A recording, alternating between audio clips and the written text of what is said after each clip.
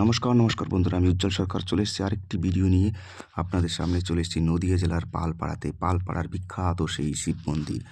500 বছরের পুরাতন টেরাকোটার একটি শিব মন্দিরে আমি আপনাদের নিয়ে এসেছি। তো ভিডিওটি অবশ্যই শেষ পর্যন্ত দেখুন। মন্দিরটি কে নির্মাণ করেছিলেন তা নিয়ে বিতর্ক রয়েছে।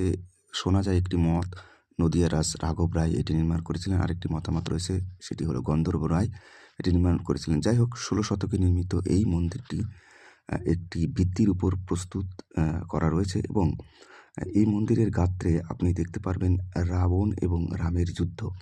তো রাম তার সেনাবাহিনী নিয়ে রয়েছে যুদ্ধে এবং রাবণও সেরকম তার সেনাবাহিনীতে যুদ্ধে অবরত, এবং টেরাকোটার অসম্ভব সৌন্দর্যে ফুটিয়ে তোলা হয়েছে এই মন্দিরের নকশাটি।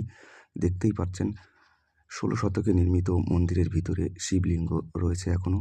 তো মন্দিরটি অনেকটাই অবহেলায় অনাদরে পড়ে আছে।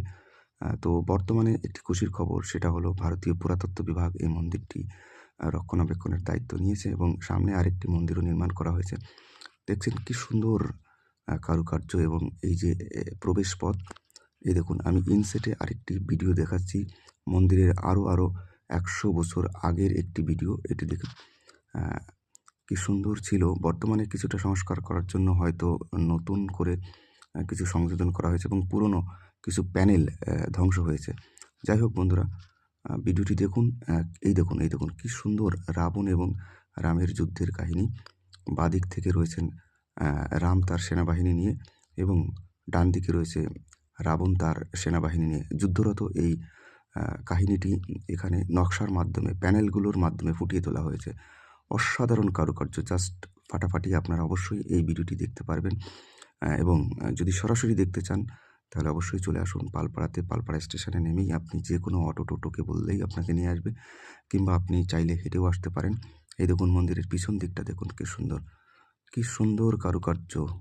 মন জোড়ানো, মন মাতানো। ভারতীয় পুরাতত্ত্ব বিভাগের রক্ষণাবেক্ষণে বর্তমানে এটি রয়েছে এবং আপনার প্রাচীন স্থাপত্যকে কিন্তু মনে করিয়ে দেবে যে বাংলাতে কত প্রাচীন শিল্প, সৌন্দর্য এবং মন্দির বা স্থাপত্য রয়েছে।